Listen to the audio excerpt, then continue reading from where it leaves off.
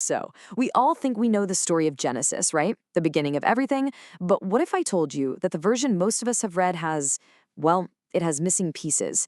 Today, we're diving into an ancient tradition to find those hidden details and see the full, incredible story of humanity's very first family.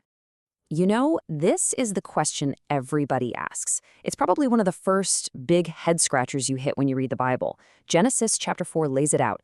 Adam and Eve have Cain and Abel.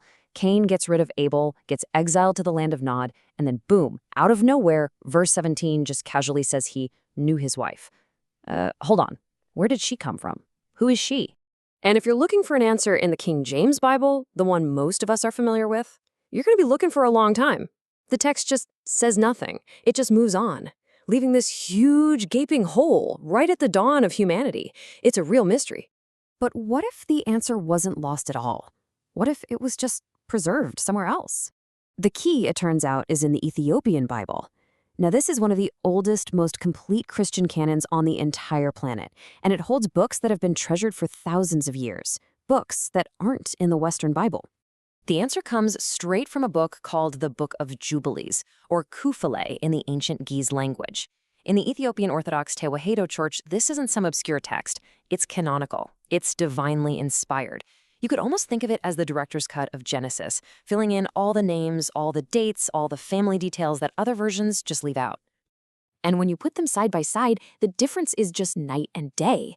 The King James Version is super vague. It just mentions a wife. But the Ethiopian tradition, it is incredibly precise.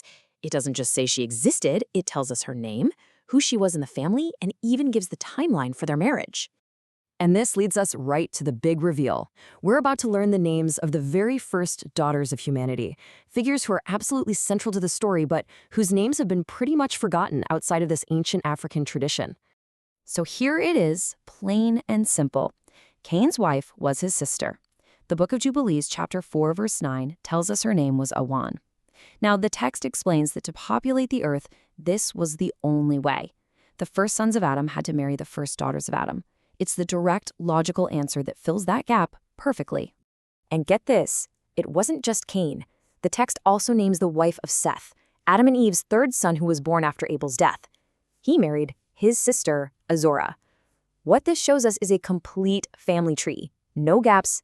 Every person, every lineage is accounted for right from the start.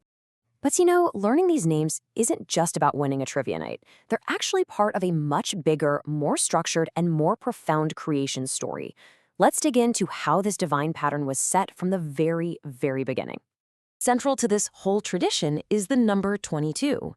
The Book of Jubilees teaches that God performed exactly 22 works of creation over those first 6 days. This number isn't random, it represents a divine pattern of completion, connecting creation all the way through the 22 generations from Adam to Jacob.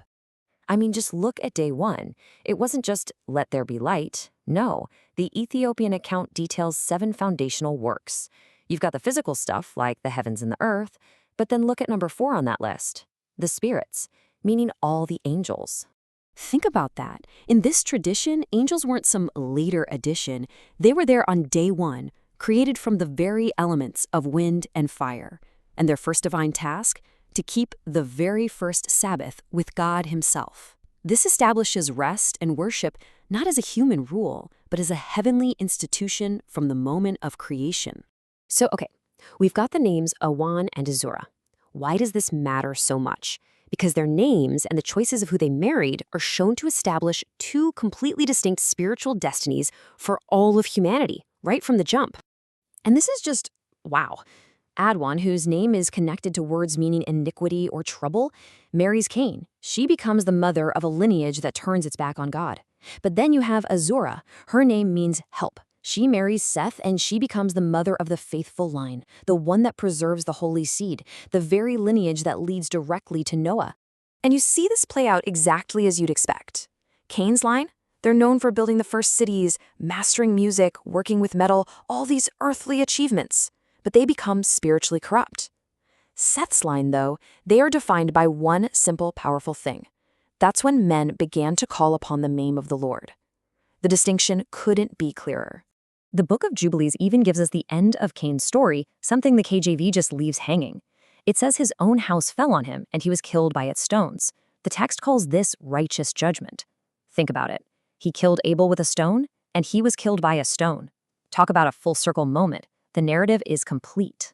So really, the big takeaway here isn't just about finding some obscure facts.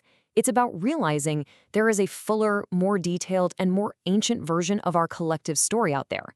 It's about reconnecting with a narrative that has been carefully preserved for thousands of years, one that values the whole picture of our history. And that really leaves us with a huge question, doesn't it? If the names of our very first mothers and these incredible details of creation were waiting for us in texts just outside the common canon, what other truths, what other vital parts of our own history are just waiting there to be rediscovered? The search is far from over.